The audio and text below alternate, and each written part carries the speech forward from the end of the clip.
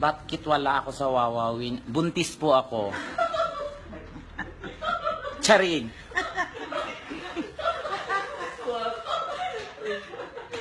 Nalasing kasi ako. Tinira ko ng aso. Charing. Kahit wala naman sa wawawin, support niyo naman po yung wawawin. Wala naman po akong sorry, sobrang busy at na-depress ng very like.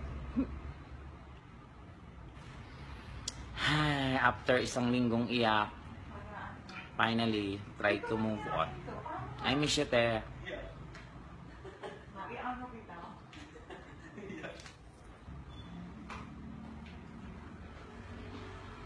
Sobrang po, double murder ako ngayon. Depressed, hiwalay sa jowa, lahat na lang.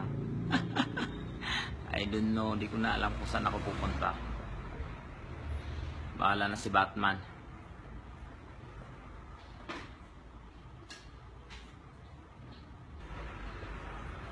Okay, babalik po ako uli.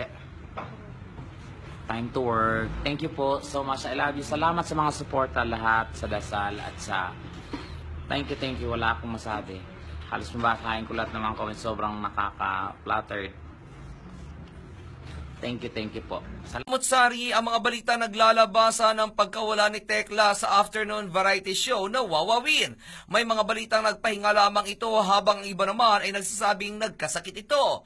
Ngunit mas marami naman ang balitang lumabas na di umano'y tinanggal ito ni Willie Revillame na siyang host at producer na nasabing show dahil nagkaroon ito ng bisyo. Ayon sa balita, nalulong umano sa kasino si Tekla, bagay na hindi nagustuhan ni Willie dahil nauubos lamang ang sinesweldo nito sa kanya sa sugal.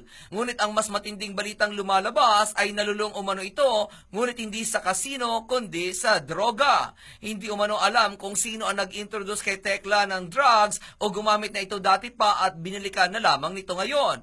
Nang malaman umano ito ni Willie ay agad itong tinanggal si Tekla dahil ayaw umano ng TV host na sa kanyang bulsa pa manggagaling ang ipangdodroga nito since sa kanya galing ang sweldo nito.